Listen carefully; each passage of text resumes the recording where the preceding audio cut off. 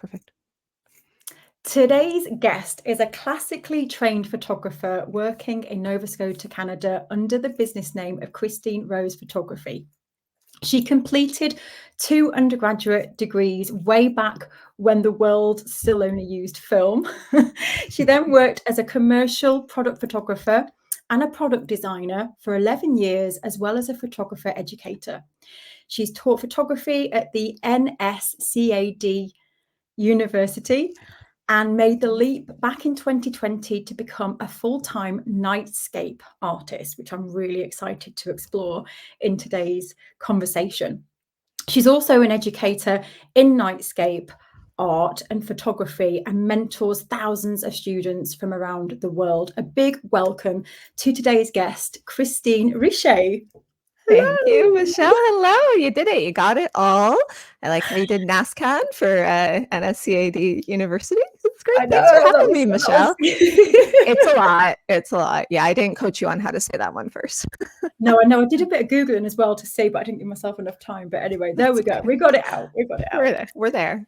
Massive welcome. So Kristine and I know each other through a mastermind that we are in, and we met last year, wasn't it? Last September. Yeah, it was. And I have been so inspired by Kristine's journey into this crazy world of nightscape Milky Way photography. We're going to go through all of this in today's conversation with Kristine, because she's set up the most incredible business teaching, creating prints of her beautiful photography and art. And so I'm so excited that you're here with us. Thank you for joining us. Thanks for having me, Michelle. I'm excited to get to just like talk about art and photography and all the things, you know? Yeah. It's gonna be great. I think we should jump right back, actually. Can you remember the very first time you ever like picked up a pencil or created a piece of artwork? Do you remember? Yeah. In general, no, I can't go back to a specific one. My memory for specific events is not fantastic. However, it's just normal as a kid to be like painting things or drawing, or, you know, sometimes I remember having paints and stuff outside. We lived very rurally here in Nova Scotia. Nova Scotia is on the east coast of Canada. So I lived at the end of a kilometer-long dirt road in the middle of nowhere on 5 acres of treed land and stuff, right? So it was very just kind of normal to like paint outside on the back deck, look at some trees, you know, like all of that. It was just kind of part of it. Yeah.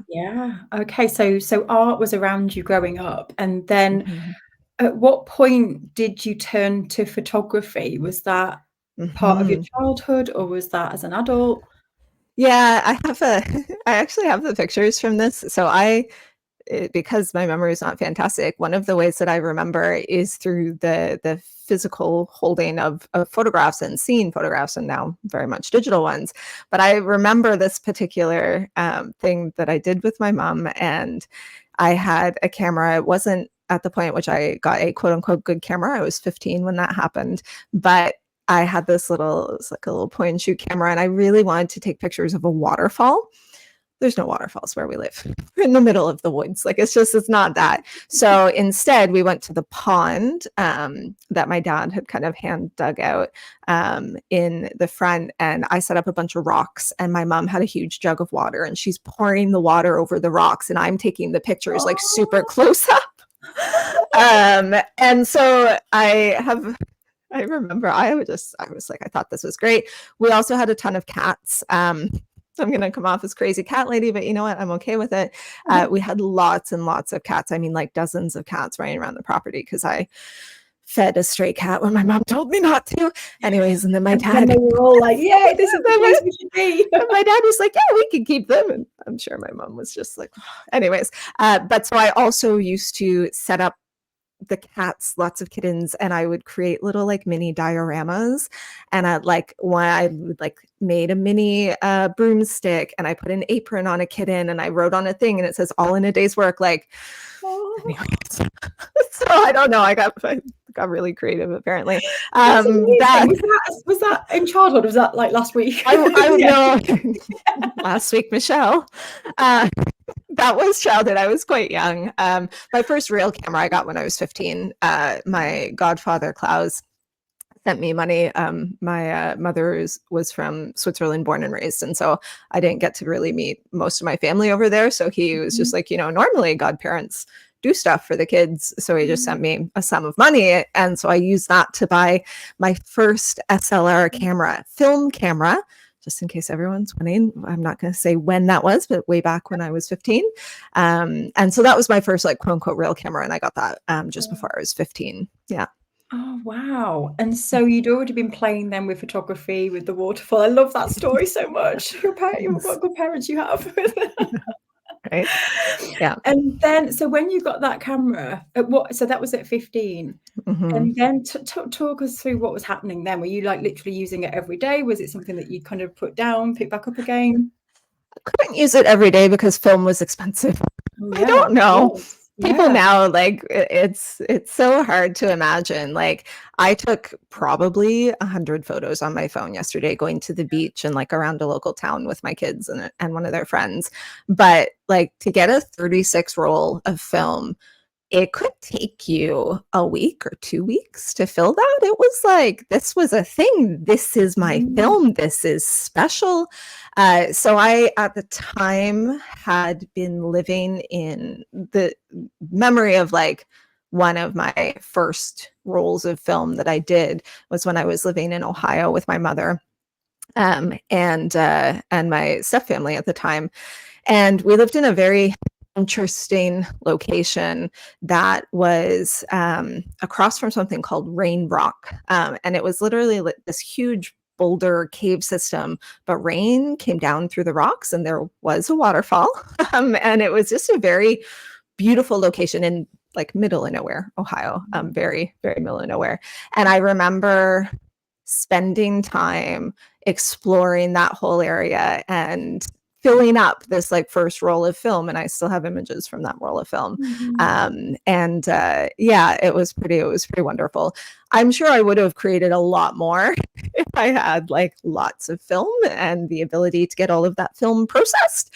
But yeah, it was very much like a precious thing for me. Like I'm going to explore and photograph the things that are important to me is how I kind of approached it. Yeah. Yeah. So do you think that has impacted, and it must have, I guess, in a way, the work that you create or did create and how you saw the world at that time? Because if you've got that preciousness around this film and the fact that to take this image, you want to do the best that you can. So I guess that really made you then start to process the composition and the lighting. And did that all start to naturally come to you as you were I don't know if it came to me if I was any good. There was zero formal training of any point of any type at that point. And even like the high schools that I went to, I know some people would be like, yeah, we had a dark room in our high school. I was like, that would have been cool. There was nothing in terms of photography. And when you looked at like the art classes and things that were going there wasn't a lot, like we didn't generally learn about lighting or composition or things like that. So for me, it was more so, I would say, the act of using the camera as an exploration for things that mattered to me, learning about the actual visual aesthetics and all the things that go into it. That didn't come until I went to university, I would say. Oh, I love that then. So in that moment of being a child with your camera with only so much film, you are kind of then really witnessing like the true part of why art matters. Yeah, really connecting with what matters to you. I love that phrase that you just came out with. That's a really nice special moment, isn't it? Because I think as a child, for me, I don't think I had that. For me, I was drawing and painting, and so it was kind of fast and whatever came out. But so you had a completely different viewpoint. I love that. Thank you. Yeah. Was it frustrating for you at the time with that limitation on film, or did you actually enjoy that process of you have to then go and process it and see what comes out. Was Come it back. exciting? Oh yeah, it was exciting. It was exciting. Yeah. Now, if like past Kristine could know how the world exists today, oh, I would have been frustrated. You know what I mean? Like, can I even imagine going back there and being like, by the way, you're gonna have this phone that you can talk to people anywhere in the world at any time and get on the internet, which you don't know what that is yet, and take hundreds and thousands of photos. Like that would have been mind blowing. But Yeah. I don't ever remember being frustrated. It was Yeah. always just like, this is special. And then you like when you finally get the package, like I can't believe that people now don't know what it's like to get that package of 4x6s with your little sheets of film in behind, and you get that and you're like, yeah, I gotta look at it and see the photo. It's like, this is the best feeling in the world. Yeah.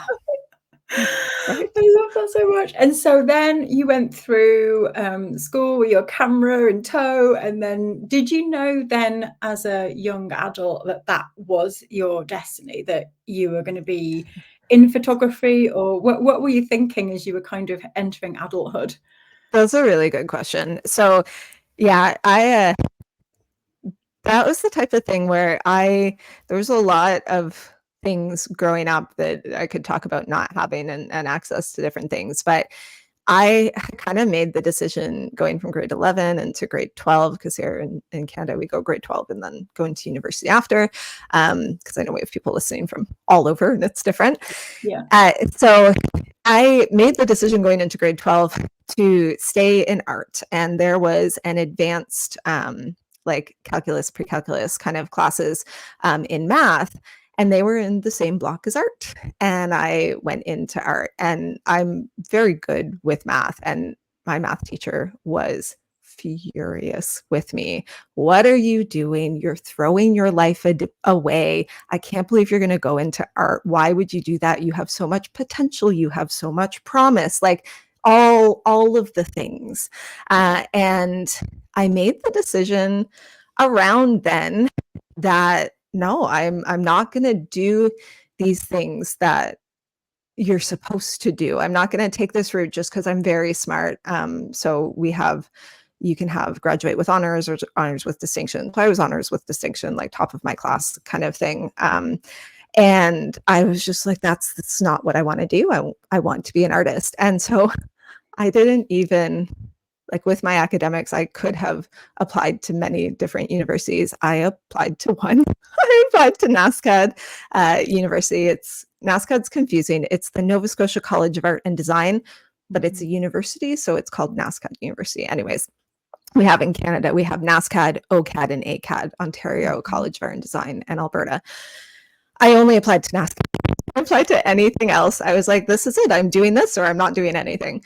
And I got in on a conditional acceptance. So I didn't even fully get in. I got in. They were basically like, we see some potential here. We will review you after your first semester and see if you are accepted into the university. Spoiler alert, I got A's through all of my first semester. And they were like, you can stay. And I was like, thanks, appreciate it. Yeah. What a different path it would have been if you hadn't. I wonder where you ended up. Yeah. I don't know. And so at that time, were your family supportive of that decision too, to go into the arts? There wasn't any conflict there. That's no, good. there was none. And that was something that I didn't even realize the extent to which it exists for people. It was not a thing. My mom, my dad were supportive. My brothers were like, yeah, do whatever. My brothers are 5 and 7 years older than me. So at that time, we did not have the relationship that we have now, but they're like, oh, whatever, do what you do. I don't care. Sorry. So probably at least one of them is going to watch this and they'll probably be like, yeah, that's accurate. But I remember getting to university and having these conversations with students coming, because students come to NSCAD University from across the world, from across Canada. We have a lot of international students. And they would be like, like, I'm here on a scholarship. My parents wouldn't pay for me. Like they wouldn't, and so on and so forth. And I was like, oh, hold on. What do you mean? Like, I didn't realize to the extent that people would get upset that they were actually going to art university instead of quote unquote doing something with their life. And no, it's so prevalent. And I would imagine people listening now have been told the same thing at some point in their lives, especially at school. We hear that so often. And so it's nice that you had the support of your family, because I think when you've got it coming from all angles, it can really derail people. And you start to question everything. Was there any, I know you were just so certain that you were going into that college. I love that was your only option. Was there any seed of doubt when you heard your kind of teachers saying, you should be going down this road? Did it ever confuse you at any point, or were you just dead set that this is what I want to do? No, it didn't confuse me.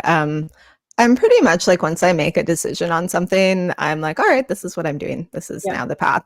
I tend to take a while to come to that, like the seed or the idea plants, and then I just kind of like, I just let it be for a while, and I just let it kind of like grow and turn into whatever it is. And then at some point, I just am like, this is it, and I follow my intuition. And once I make a decision, like I am all in on the decision.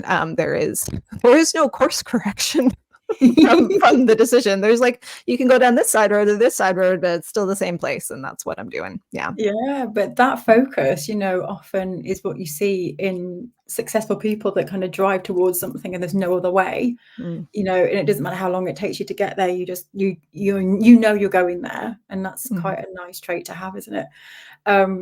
So then you went through university. Did I read you have 2 degrees? There were 2 degrees there. Yeah, wow. Yeah. That was busy time. I guess so I'll say this, Michelle knows this, but and other people in my audience will know it, but I was recently diagnosed with ADHD, and looking back, I'm like, oh yeah, that makes sense. Because I definitely like find things that I'm interested in, and I'm just like all in, like it's like, oh no, I can't imagine not doing this. Now I just completely want to do this. And so I was in university, and the first year, it's very much like a feeling it out year. Many people at the art university, because it's not just photography, it is like, it's all of the fine arts, and then it's also media arts, like it's across the board of visual art, basically. And so you have to do, back when I was doing it, which was in the early 2000s, you have to do your open studio courses. And so there's one that's just like an open visual art course. And so, I had to like paint with gouache, and I was like, what am I doing? And paint with all kinds of different things, and draw and try mixed media and all that.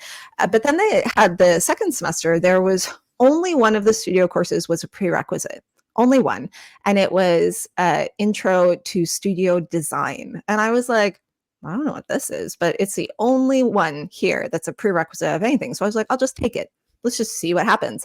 And I remember Kristine Hunt-Holzer was the professor at the time. She actually turned into the dean of the university for a while when I was working there. And I just fell in love with design, like the form and the function and the ability to create things in a way that is visually appealing, that can then mean that people can actually interact with it in a more functional way. Like it was mind blowing. And so I went to the registrar and I was like, hey, I'd like to do a double major. And they're like, oh, no, you can't do that. Like, design is under the Bachelor of Design and photography is under the Bachelor of Fine Arts. Those are 2 separate. You don't double major. And I was like, well, I want to do both of them. And they're like, well, you could do a double degree. They're like, but that's really hard work. We would have to plan everything out right now, and you'd have to do an extra at least 1.5 years. And I was like, okay, let's do it. And so from I planned it out with the registrar. I knew every single course I was going to take. I did summer semester and then 1 extra year. And I did my 2 degrees. So you did them at the same time, 5 years. Yeah, I did. I did everything concurrently. So I would be taking my photography and design classes all at the same time. Yeah. Okay, that's impressive. It was really, I enjoyed it. It was, sometimes like in art university, there are free courses. And so like my friends would do like screen printing or bookbinding. I'm like, oh, that would be really cool. I had 2 free courses in my very final year. And instead of doing something fun like screen printing or book design, I actually convinced the major university that we have here, Dalhousie University, it's where people go to be doctors and all of the things. I convinced them to let me into their 3rd year environmental studies program. And I did my 2 open credits each semester at Dalhousie in environmental studies instead. It was super fun. It was super fun. I went into all these people who they're in their third year of environmental studies. I've taken nothing. And they're like, oh, look at this artsy girl coming in here. Anyways, we had a play once. They made me do all the pieces for it. I was like, guys, artist, not performer. Anyways, Yeah, when you they get did labeled not as see. artist, they think you can do anything. Yeah. Pretty much, yeah. They didn't see the distinction. And I was like, introvert. Anyway, it's fine. It's fine. Yeah. Wow. So you accumulated all this amazingness at uni, and then so the photography was still prevalent at this point, or was Oh, yeah. this? Yeah. Photography was always my first love. Design, I loved. I also, so the undercurrent of all of this, going through the entirety of this, is you cannot make money as an artist. You will be a starving artist. You will live off of government grants. And this is the unfortunate thing, is that it also was reinforced in the university to really a great degree. Like our entrepreneurship courses, they're laughable at this point. With what I've learned in business now, I look back and I'm like, there was nothing useful. Now, did art university turn me into a very confident artist? Yes, 100%. I absolutely loved it for everything in terms of creating, etc. But the mindset that I came out of it with, and that I went into it with, was very much like, I need to find a way to make money as an artist. And so design was something that I really, really enjoyed, and that I thought was more employable than a photographer. Yeah. Photography was always the thing that I was like, this is where my heart is at. But I also really like design, and I think I can probably get hired as a designer. And then I'll have the photography background too. Yeah. And I still know people who are at art school today now with that same mindset. I spoke to a student the other week, and I said, what are you going to do afterwards? And she said, well, I'll go down the design route because I know I can earn more money. And I was like, wow, still, right? That is the perception, that as an artist, you can't do that. And I said, well, and she's studying fine art, but she's going to switch it to design purely because of the money. And I said, what about being an artist? And she just laughed at me. So there's still today, students going through with that mindset. So this is why this also is important. Yeah, it really is, because I think too, there's also this other trope of selling out as well. Like if you are making money through your work, if you are monetizing through your work, if you are selling your work, then you are selling out. You're selling your artist's soul. Like that's such a big thing that people internalize, and also the people who have internalized it also tend to verbalize it loudly sometimes. Or others who potentially don't understand it will make comments like that, and people think it's bad to make money from their art. Like, I'm just creating something that I love. Why should I make money from it? And it's like, well, why should people make money from doing things that they hate all day long? You know what I mean? Like, wouldn't it be better to make money from doing something that you love and putting out like light and love and wonderfulness into the world? Anyways, yeah. It's a good point. And so at what point then did that turn for you? So after graduating, what was the pathway then? We're all dying to know how you got onto the night state. Where did I get here? All right, we'll go along. It's a long and winding road, isn't it? Yes. So, okay. I'll try and keep this short. After university, I got hired almost immediately into a company called Orb, which is called Orb Factory, but they just got turned into Orb. It was a toy company. So kids, educational arts and crafts thing. It was very small when I got hired. I think there was maybe 8 people, and a woman who I went to university with was hired on as a designer. But the owner of the company had been doing all the photography. So I just graduated. So I applied. I got hired on to be a junior designer, product designer. Product design was my specialty in university. And then photographer. And so I ran the photography studio, and I worked as a designer there. I did that. I was in that job for 11 years. Wow. At the same time, I was also teaching photography at NASCAD. I started teaching photography at NASCAD University in 2008, and I got hired on at Orb in 2009. And so that was great. That was fantastic. I got to work with a bunch of people I went to university with. I had a really amazing art director who came in. We headhunted her from a company in the US, and she actually moved up here. I can't say the actual company she got headhunted from because there was it's a very popular company, and there was actually a lawsuit and things that happened because of it. I had to go and I had to go and testify on the fact that I used rainbows and dolphins on a product without my art director telling me that I had to. Anyways, that was what the lawsuit was about. So it was great. It was fantastic. I worked at this company for the 11 years, but when I left the company, there was something like 150 people there. Like the company just massively grew. And so what product design was it, Kristine? Yeah, kids' toys. So arts and crafts toys. So right.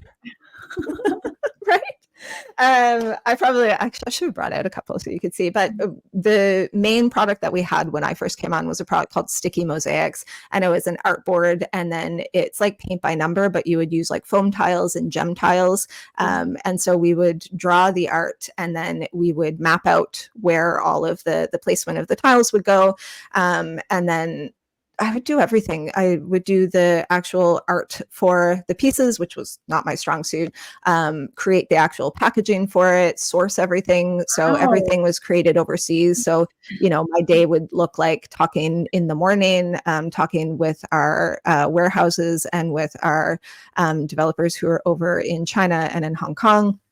I went to China and Hong Kong, to the factories where we made things. It was a really cool job. Like, it was a really, really cool job. I can't lie. Like, I got to go to New York for New York Toy Fair. I went to Nuremberg in Germany for the German Toy Fair, the largest international one. It was really cool. It was super cool. I've made products that have sold, tens, hundreds of thousands. I had one particular image because I photographed all of the products, but I was like a fixer in a way. Like, this is going to sound terrible. I was a fixer for little kids, not in that way. I would get local kids in and photograph them for the packaging and everything. So I had like multiple moms who had the right age range kids in different schools, and they would pull in kids for me. So I had this one photo shoot with these two young girls. They're like in university now. It's ridiculous, but it was printed. The print run was in the millions in Germany. It's so bizarre and so wonderful. Really, really fun. Yeah. They sound like 11 amazing years, and actually to go from university with those two disciplines and apply it into a job, because it was the design and the photography. I mean, how cool is that? That's amazing. It was basically perfect. Yeah. And I really, really loved it. And I learned a ton, and I became much better technically at a lot of things. Like, just in general, product photography is a highly technical genre, and then photographing kids is not easy.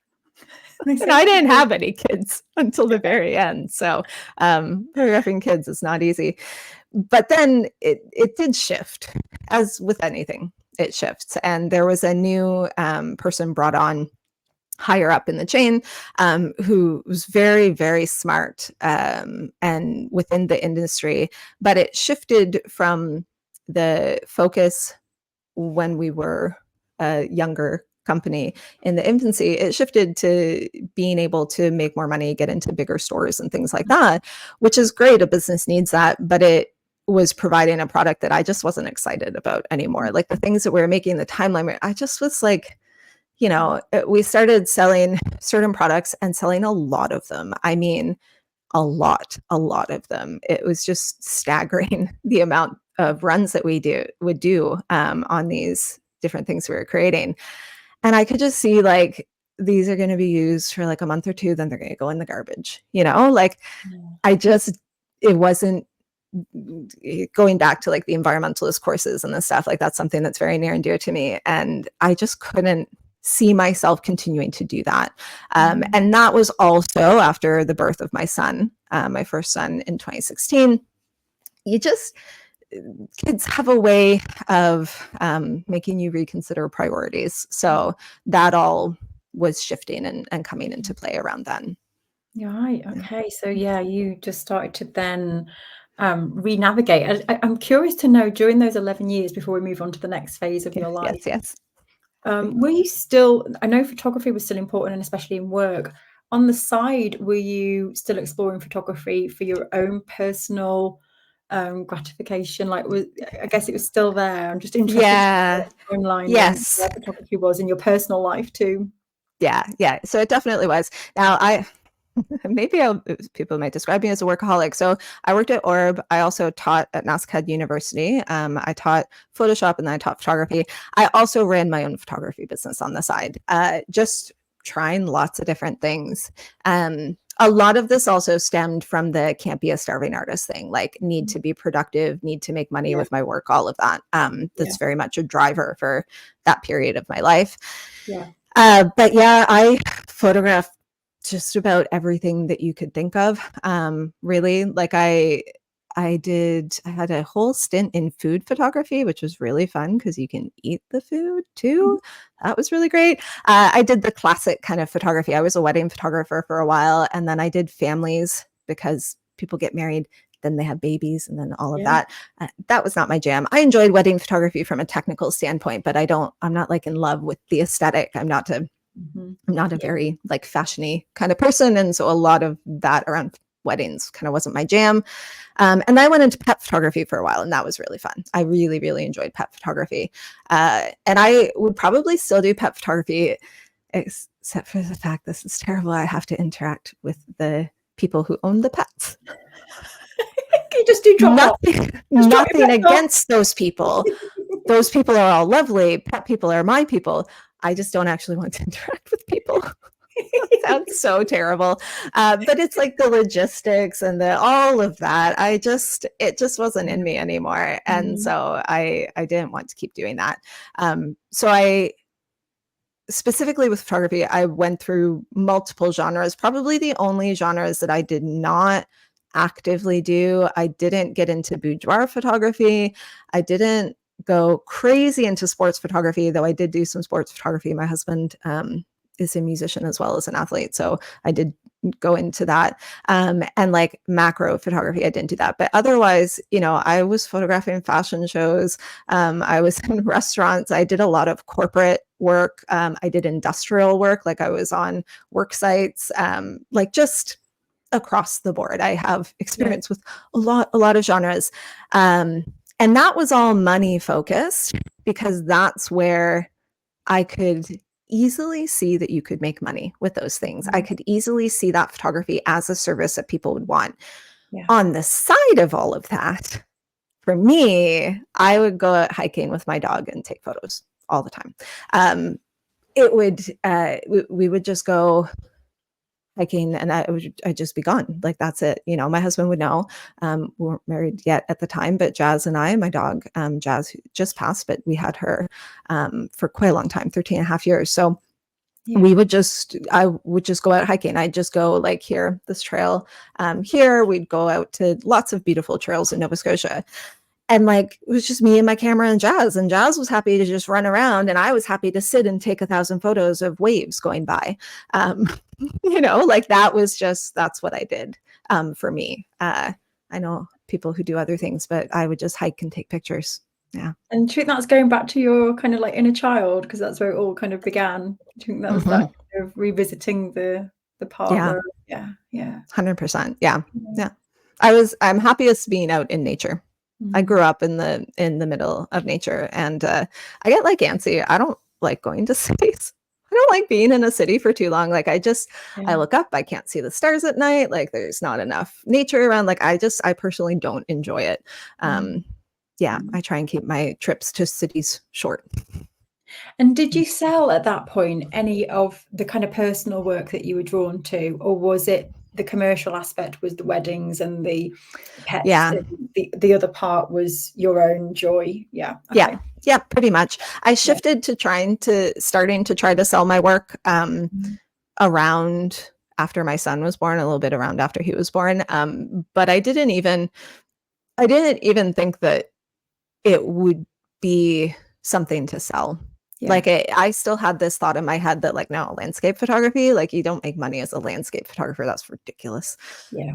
So I didn't even try. Yeah. Yeah, yeah. Mm. And then at what point then? So I know that it was when you had your son and you had those late nights and Mm, lack of sleep and all of those things that yeah. who'd have thought that started to then navigate your entry into what you do now. So tell us about that bit.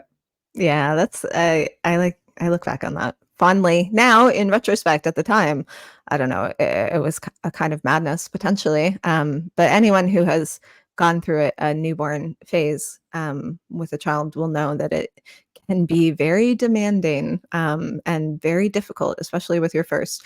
And so the biggest thing that happened for me that I wasn't expecting is that because my me time was me and my dog hiking, and often at sunset because it's the best light is at sunset, like midday sun.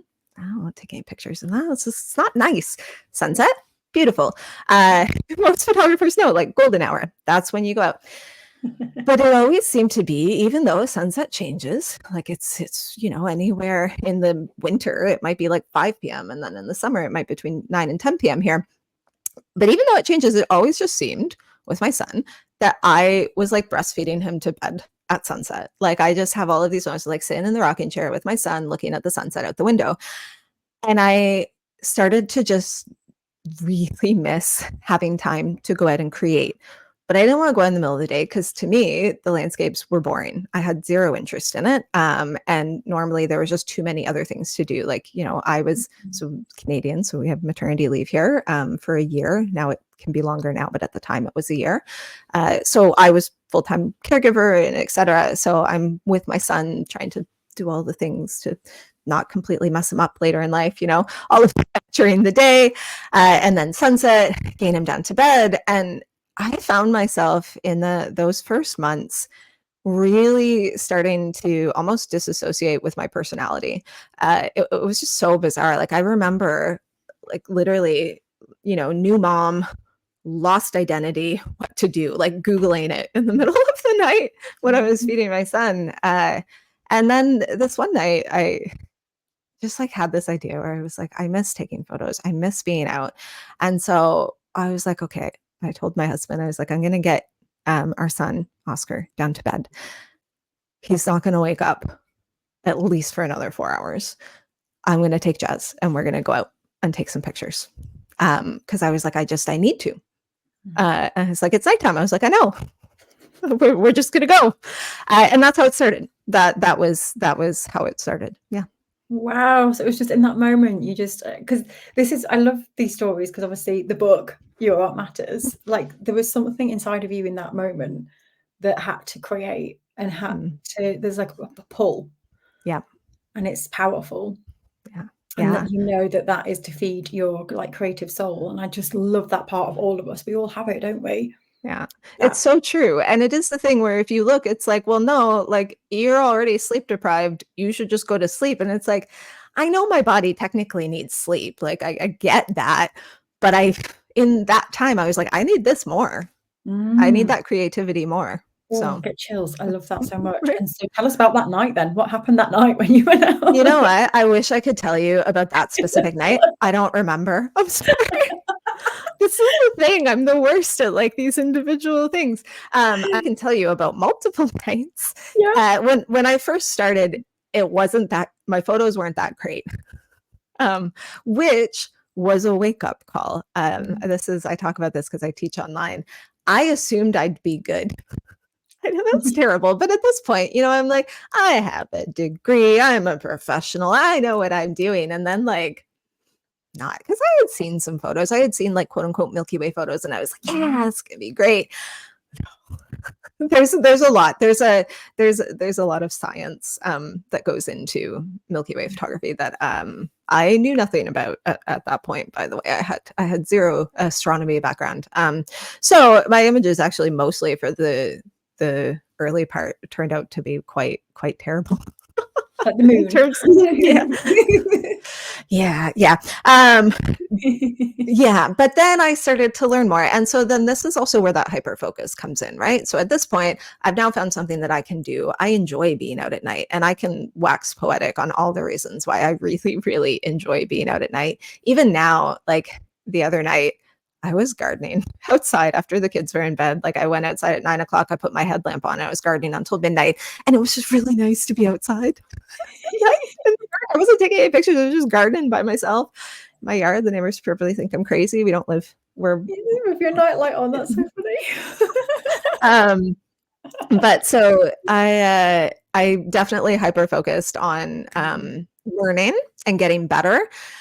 And then I did start to get better. I learned very quickly. One, because I had the background in order to do it. Like, all the technical in this genre, technical is a huge part of it. It's very, very precise type of photography. But again, if we look back at like my past history, like my brain already works well that way. I have a very technically minded brain anyways. And then I started to learn the things about astronomy and things like that. And as soon as I got all those pieces, it started to click together. And then I was able to start creating images pretty quickly that then like were resonating with people. And that, of course, feeds the dopamine. Right? Then you start creating the work, and then people are like, oh, this is really cool. And you get a lot of really good feedback. And so then I was like, well, I really enjoy doing this. People seem to like the images. I'm just going to keep doing it. Mm-hmm. And I did go back to work after having my son. So I had a year off and I went back to work. And it's kind of funny because there would be like younger girls on the team. It was mostly girl designers on our team. I was one of the more senior people on the team. And some of them would come in and it's like, oh, they're so tired. And it's like, oh yeah, what were you up to last night? Where were you at? But I come in to work super tired. And my art director was like, yeah, it was a clear night last night, wasn't it? I was like, yeah, it was. I'm really tired. I'm sorry. It was never like, oh, Kristine, were you out drinking last night? No. It's like, oh, we know what you were doing, Kristine. We know where you were. Mm-hmm. Yeah. And so at that point, did you have a particular spot for nighttime photography, or are you in the camp of like going to different places? Because I know nothing about nightscape. Yeah. So this is one of the reasons why where I live is great. I had multiple spots because I had already, like, I grew up in Nova Scotia. I don't live where I grew up, but Nova Scotia is not big. Width-wise, it's quite skinny, and then lengthwise, it's longer. But, we can get, in Nova Scotia, it's a peninsula. But it's almost an island. We're connected to the rest of Canada by a very small bit of land, relatively speaking. But you can't be really more than 45 minutes from the ocean driving, unless you're in some like crazy back road, whatever kind of place. But for the most part, you just can't really be that far away from the ocean. And there's also not a lot of people here, which is great for nightscape photography, because one of the biggest issues in this genre of photography is light pollution. So cities, towns, etc. There's lots of light pollution. Nova Scotia does have that, but so much less than everywhere else. I have people who live near where you live, Michelle, and they have to drive a very long time. I have one student in the UK, they don't live around where you are, but they, to get to really good dark skies, it's like an 8-hour drive. Wow. For me, it was a half-hour drive to get to really beautiful dark skies. So I already knew most of the places to go to just because there are already places that I would be hiking at. I just went to them at night instead. And I brought my dog with me and I was fine. I was like, there could be bears, but they're probably not. They're going to go away anyways. There could be coyotes, but they'll probably leave us alone. And my dog would come with me on all my hikes. And I already had beautiful places to go to because I lived near all of these beautiful places already and had been exploring them during the day. Now I just was starting to go at night. Cool. And so where were you sharing these photographs at that point? Did you have your business at that point, or was it a personal profile? So you had your photography business, which was left over kind of from the previous work. So I started Kristine Rose Photography. I had Cherry Pie Photography, which I ran with a friend of mine who is a photographer as well, and we ran that together and did weddings and that type of stuff. I started teaching privately. I stopped teaching at the university, and I started teaching privately after my son was born. It was too much. I would be working full-time days and then going to the university, and I would be at the university until 10, 11 o'clock at night. It was too much. So after a semester of that, I was like, I can't keep doing this. So I started teaching privately instead. And I started doing that under Kristine Rose Photography. And I also pretty much stopped taking any client or commission work at that point. I was just like, it doesn't fit in. I don't want to do a wedding. I'm at work all week. I get to see my son in the evening. I'm not going away all weekend to photograph a wedding. Priority wise, like, no, it's not worth it. Can I make a few thousand extra dollars that weekend? Yes, but it's not worth the time. So I had Kristine Rose Photography, and I was mostly sharing pet photography and about the things that I was teaching. And I was mostly teaching general photography. So I had introductory photography classes that I taught. And that's what I've taught for years and years. And I had some other like kind of like Studio 2 or Studio 3 level classes that I taught as well. And then that just kind of organically shifted to me just starting to post the things that I was shooting out at night. And when I was first posting everything, it was mainly local. So the people who would see my work would be people who were local to this area. And my work was just getting shared around locally. So I had a lot of people, east coast of Canada, and then also kind of like middle of Canada, Ontario, Toronto area, because a lot of people from the East Coast moved there, and then Alberta, because a lot of people from the East Coast moved to Alberta too. So that was mostly the audience who was seeing my work, and I was just organically sharing about what I was doing and the images I was creating. Yeah. And so from then on, that's become your business now, and that is what you're known for primarily, isn't it? And that's what you teach. So tell us, you've got a membership, haven't you, now, and you teach other people to take nightscape photography.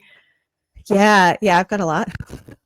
It was an interesting shift. So I did my first in-person Milky Way classes when I was pregnant with my daughter. I remember doing them in June. I had my daughter in September, but she was late. So I was fairly pregnant. And like in nightscape photography, often like your tripod's quite low to the ground. So here I am like super pregnant and be like, okay, down here and let's look at the LCD anyways. It's quite funny. But actually one of the students who I met then, she's now a crazy good friend of mine. She lives down the road. We go out shooting together all the time. She's retired. And she was like, if you ever want someone to go and shoot with, and I was like, okay. Anyway, she's a very, very good friend now. And she and I go out and shoot together quite often. So I taught that in person. And then I went on maternity leave with my daughter. It was the end of August 2019. So my daughter turned 6 months in March of 2020, which will be a date that many people will have a lot of internalized reactions to. It has significance. My significance is that at 6 months, babies are allowed to start eating food. And at that point, I am no longer the sole food source. So I was like, okay, to my husband, I was on a year maternity leave. I said, why don't I start running ads, and I'll run one of my in-person photography classes. And I started my ads, which normally I would run some Facebook ads locally, and that would bring people in to my in-person classes. And I remember sitting at the table and looking at Brian, and I'm like, I haven't had a single inquiry off of my ads, and they've been running for a few days now. I was like, you think it's this whole COVID thing? Anyways, we all know how that ended. So then I decided at that point that I would bring my night photography classes online. I had been thinking about it. I had taken an online program to learn about how to do that. All of the things. But up until this point, I taught lots of photography. Like I taught beginners photography. I taught, I just, because I've done it all, I'm like, oh, I can teach anything. Yeah. And then I was like, why don't I just try it? Why don't I just see if I could teach Milky Way photography online? Maybe people would buy a class on that. And people did. So I did a whole launch event around it. Going into what was then called my Milky Way Photography Masterclass. Now it's called Milky Way Magic. And I brought in, I think it was 26 people that first time. And I was like, whoa, hold on a second. Are you kidding me? Now, I brought them all in. Then I had to create the course. And that was fun. That was home. So I have a 6-month-old and a 3.5-year-old at home. We can't go anywhere. So there were some very strict regulations here in Nova Scotia. Like I literally could not go to a park if I couldn't walk to it. Like you stay in your neighborhood, you don't leave your neighborhood, you leave, you get a huge fine. So I'm home with the kids all day long. Like we're here. My husband fortunately is able to work from home. And somehow now I have 26 people coming into this course that I didn't necessarily think I was going to be able to sell. And now I have to make it. And so I would get the kids down at 8 p.m. I would work from 8 p.m. until midnight. That was my daughter's first feed her, get her back to bed. And then I would work again until 2 a.m. Oh, wow. And then I would get up with the kids in the morning. My husband thought I was legit crazy. Like we had probably some of the biggest fights of our relationship. And we've been together for, well, now it's like almost, I think we're going on 18 years now. So we've been together for quite a while. Because he was just like, you're on maternity leave. There's a pandemic. What are you doing? Why are you working yourself to the bone? And I was like, you don't get it. Like I can see what this could be. And so that was a very insane time in my life. And then I was due to go back off maternity leave in August. I looked at my husband and I was like, I just made $7,000 in a week. I was like, that's crazy. Like last year, I only made, I think the year before teaching, I made like $9,000 in 6 months. I was like, I almost made what I make in half a year because I only worked for half a year before I went on maternity leave. And I was like, if I could just do that again, I was like, then it would be, you know what I mean? And so I said, like, just let me try. I'll do the exact same thing I just did. And I'll do it in July. And so I did it and it made $11,000. And I was like, come on, are you kidding me? And so I didn't go back to my job. I said, you know what? Even if I don't make as much money as I made before, because I was being paid quite well for the job that I was in the industry and the location that I'm in. I said to myself, even if I don't make back to my salary, I can be home with the kids. Like if there are lockdowns, if there are shutdowns, like I can be here. And so I put in my notice and I went to my art director. She's like, I knew you weren't coming back. And I was like, okay, thanks. She's just a wonderful woman. And then it all just went from there. So, because of that, there is a Milky Way season. I won't go too down this rabbit hole, but basically it's like March to October. The Milky Way is visible in the night sky. During the rest of the year, it's up in the day, how we rotate around the sun. So you can't actually see it. So then I was like, what am I going to teach people now? I can't teach Milky Way photography. So I started teaching Photoshop, which is the very first thing I started teaching at Nasca University all these years ago. And then I also teach a highly specialized course on using a star tracker, which is a very specialized piece of equipment, and I won't bore you with the details on that. And then teaching all of this, then my students are like, well, we're creating images that are so good, people want to buy them. How do I sell it? And I was like, that is a much bigger conversation than we have in this hour and a half Q&A today. Like I can't completely answer all of that. And then my students kept asking me, and I said, okay, fine. And so I started my membership, which is called the Shoot to Sell Society. And it is all about being able to sell your work, which is also concurrently through this whole process. I also took the leap to be like, well, I'm going to start selling my prints too, because I did that before I took my Milky Way photography online. I tried to sell landscape photography prints and it didn't go that well. Yeah. didn't go super well. No, for many reasons. I could go over all the reasons here, but I sold like a handful of $50 prints basically in my first ever print sale that I did. And now, my work is up in galleries now, and I do limited edition runs, which is a thing that many photographers do because there's a photograph can be printed and reprinted multiple times. So where's the value? Yeah. On it. And, now most of my work that's up in galleries is between 1,500 and 2,000 for the pieces that are up in galleries now, which is pretty cool. It's a pretty cool thing. I like it. Lots of people are probably wondering, how did you jump from $50 to, up to 2,000? Like what do you think contributed towards that increase? And I know there's probably lots of factors, but what were the maybe one to three factors? Yeah, there certainly are lots of factors. And it was not like it didn't happen like that. You know what I mean? It's not like, it's like, oh, I sold this and now I'm selling this. There was the figuring out my specific niche of Milky Way photography, but also like not just that, my approach to the niche and why I'm doing it.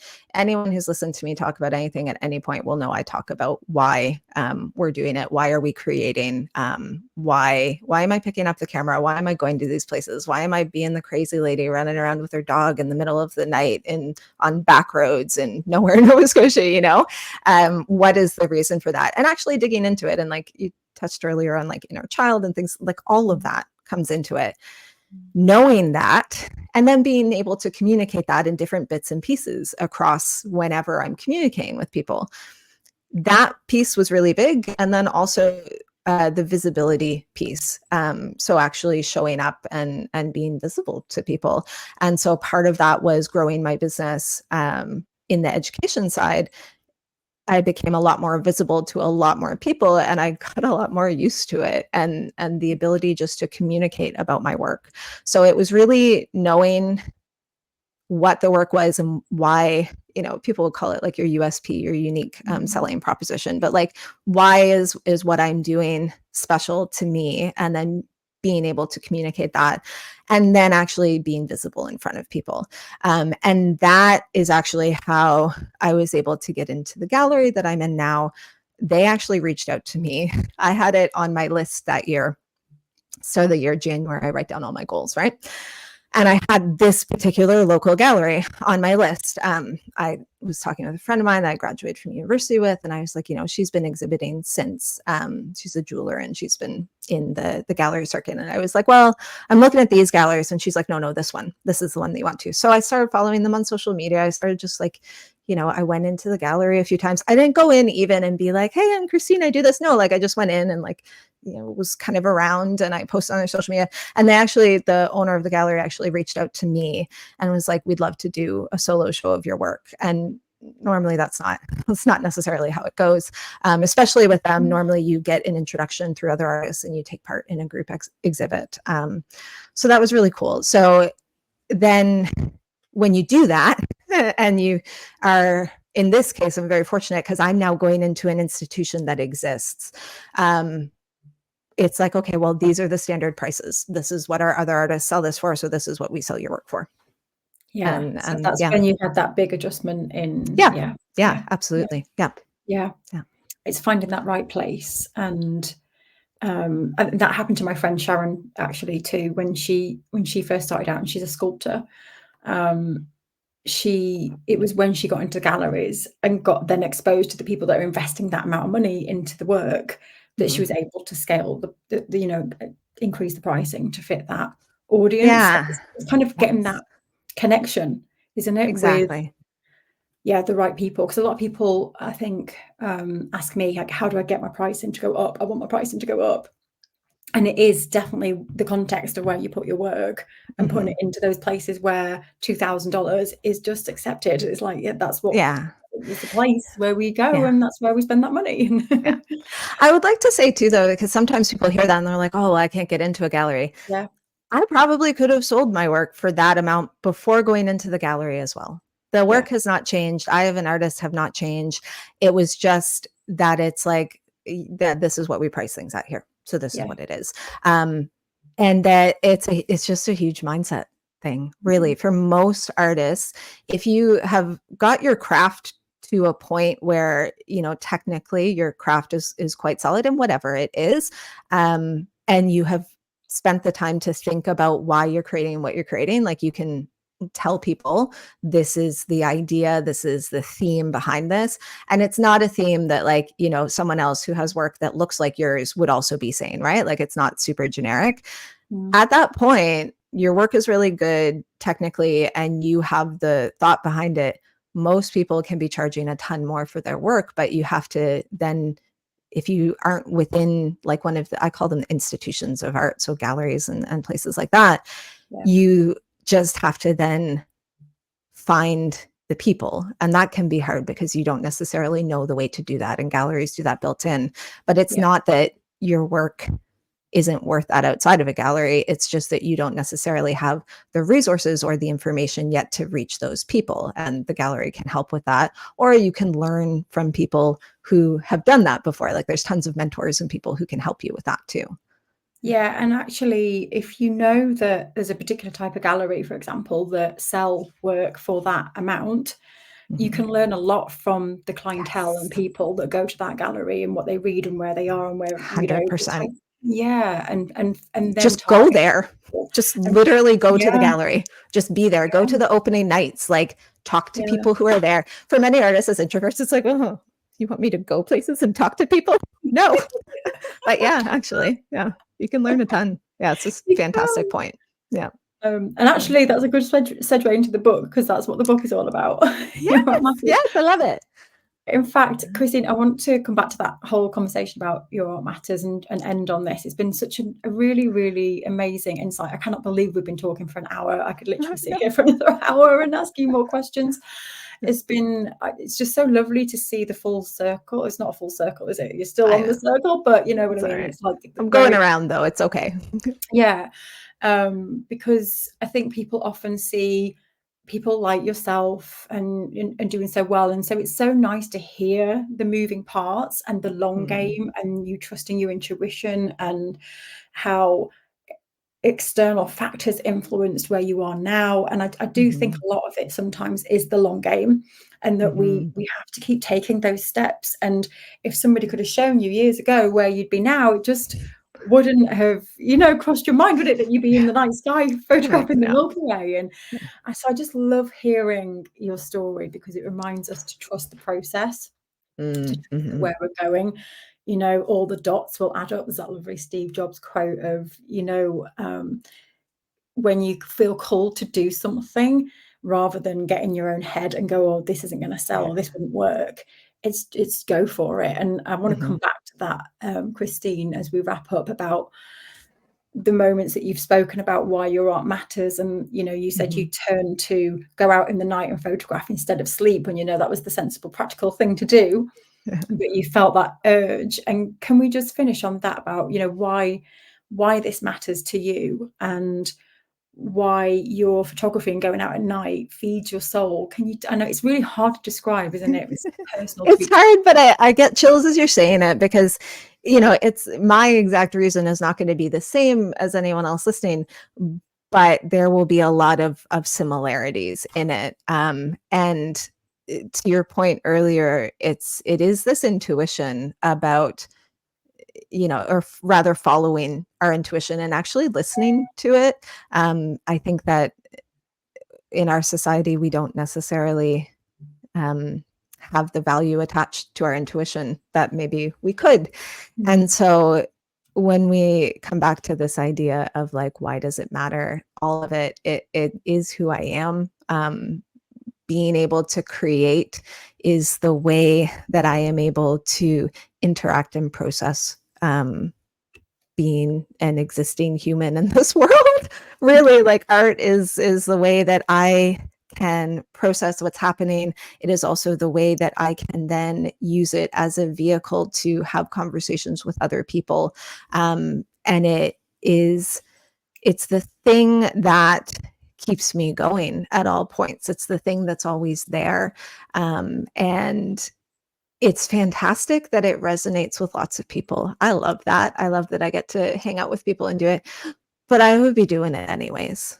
Like there's no part of me that would stop doing this if it stops becoming something that makes money. I'm still going to be doing it. I'm still going to be creating, because it's the way that I can keep going as a person. I need it. It's part of who I am. Yeah. Love it. Your art matters, everybody. It does. It really does. It does. Oh my gosh, thank you so much. There's lots of people just saying congratulations as well. And I think we should just take a minute to congratulate Kristine on the amazingness that you have created, and you are living your life on purpose, by design, and you have done all the things, the amazing things, and now you're impacting all the other people through your own courses, and it's incredible. It's pretty wild, I have to say. There isn't a day that goes by and I'm like, I'm just like a girl in my basement in middle of nowhere, Nova Scotia, just hanging out, like taking pictures in my garden earlier, and then it's like, we're like, oh, like yeah, anyways, it's really amazing. And the fact that I get to do this, and get to hang out with people online and get to hang out with awesome people like you, Michelle, like it still blows my mind. And I'm grateful for it every day. Yeah, it's really your amazing. job. What a cool job. It's the coolest. It really is. It's really hard to describe to random people, but it's okay. I still love it. Yeah, that one, what you do for a living is like, yeah. How long do you have? Where are we going to get it? Yeah. Oh my gosh, thank you so much. So KristineRosePhotography.com is where you can go and learn more about Kristine. Also on Facebook, there's a Facebook page with the same name as well. If you are listening to the podcast, all the links will be in the show notes if you want to go and check out Kristine. And also, you've got some exciting things coming up, haven't you? So should we just mention those? You've got an in-person event coming up, and you've also got I'll let you just say it. Yes, yeah. So I have a few things coming up. My whole year kind of got rejigged. I am, in a week's time, will be in Cape Breton, Nova Scotia with 90 of my students from across the world who are coming for an in-person conference. So that is going to be amazing. I have some other things coming up, but I haven't announce them yet, Michelle. Okay, so that's okay. I've hinted towards the fact that I'm probably going to do them. I have Milky Way training coming up. That is something I've never done that will be really exciting. But it doesn't exist yet. I can't point people to a place for it because it is in the works. But it'll be super fun, and it will be something to in the next new moon cycle. So we're coming into a new moon cycle now. It's not this one, it will be the next one. So those who are my Milky Way students they'll have an idea of timing on that, but that's going to be late August into September. Yeah. Exciting. And then Kristine also has a free resource too. There's the boot camp. So if you put in the KristineRosePhotography.com/boot camp, again, the link will be in the show notes if you're tuning in and listening to this. So thank you so much. Thank you, Michelle. This is lovely. Thanks, everyone. Thank you for everyone tuning in.